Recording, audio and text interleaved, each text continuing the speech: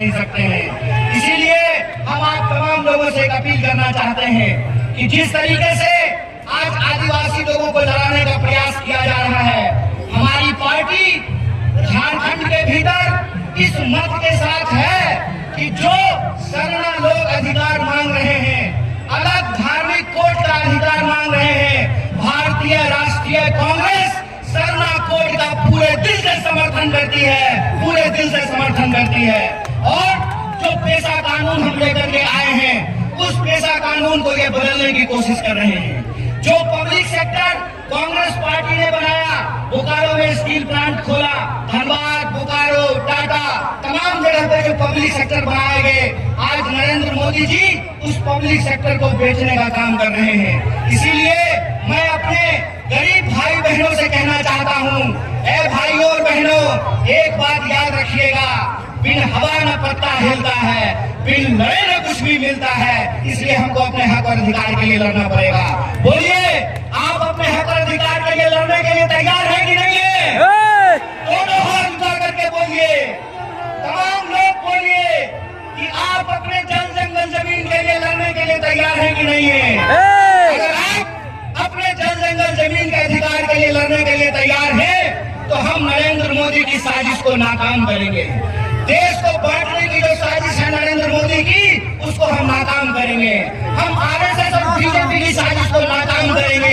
यह देश 140 करोड़ लोगों का था, है और रहेगा। इस देश में सबका अधिकार बराबर रहेगा।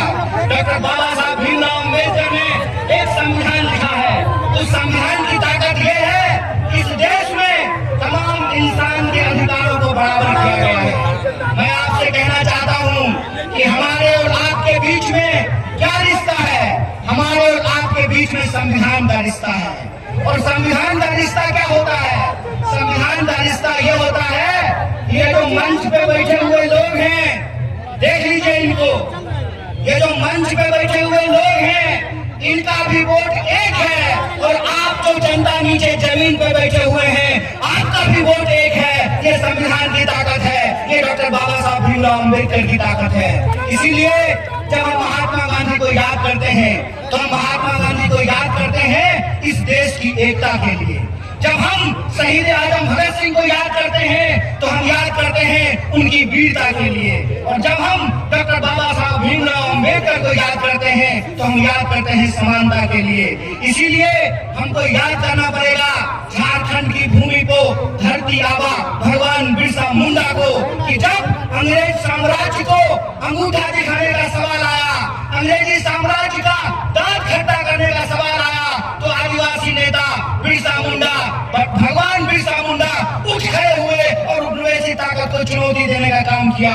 इसीलिए हम आप तमाम झारखंड वासियों से भी कहना चाहते हैं कि अगर हम अपना जल जंगल जमीन बचाना चाहते हैं, अगर हम अपना अधिकार बचाना चाहते हैं, अगर हम अपनी आने वाली पीढ़ी का भविष्य बचा करके रखना चाहते हैं, तो हमको संघर्ष करना पड़ेगा।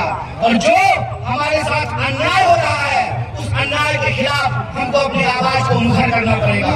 और आप जानते हैं कि जब देश में बह रहा हो अन्याय की आंधी, तो न्याय के लिए लड़ रहे हैं राहुल गांधी। इस बात को याद रखिएगा। बोलिए, अपने न्याय के लिए, अपने हक और अधिकार के लिए, अन्याय के खिलाफ न्याय के पक्ष में आप संघर्ष करेंगे कि नहीं करेंगे? अगर आप संघर्ष करेंगे, तो मैं एक बात कहना चाहता हूँ, सुन लीजिए जैसा के पप्पा जी, जैसा के टेडी जी, एक बात सुन लीजिए। आपके सूटकेस में जितना दम है ना, उतना दम आप लगा लीजिए। आपके ईडी में जितना दम है, उतना दम आप लगा लीजिए।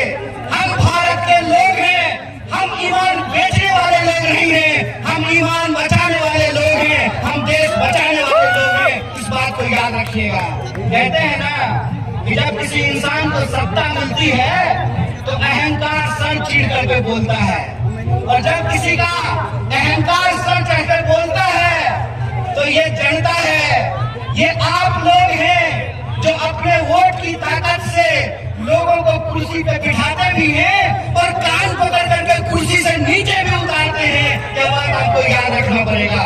आपको याद रखना पड़ेगा कि आपके और हमारे समाज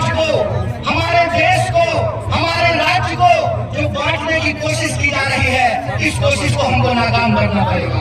हमको ये सोचना पड़ेगा कि नेता अगर अपने बच्चा के बारे में सोच सकता है तो आदिवासियों को भी अपने बच्चे के बारे में सोचना पड़ेगा, दलितों को भी अपने बच्चे के बारे में सोचना पड़ेगा, गरीबों को भी अपने बच्चे के बारे में सोचना पड़ेगा, किसानों को भी अपने बच्चे के बारे में सोचना पड़ेगा, मजदूरों को भी अपने बच्चे के बारे में सोचना पड़ेगा।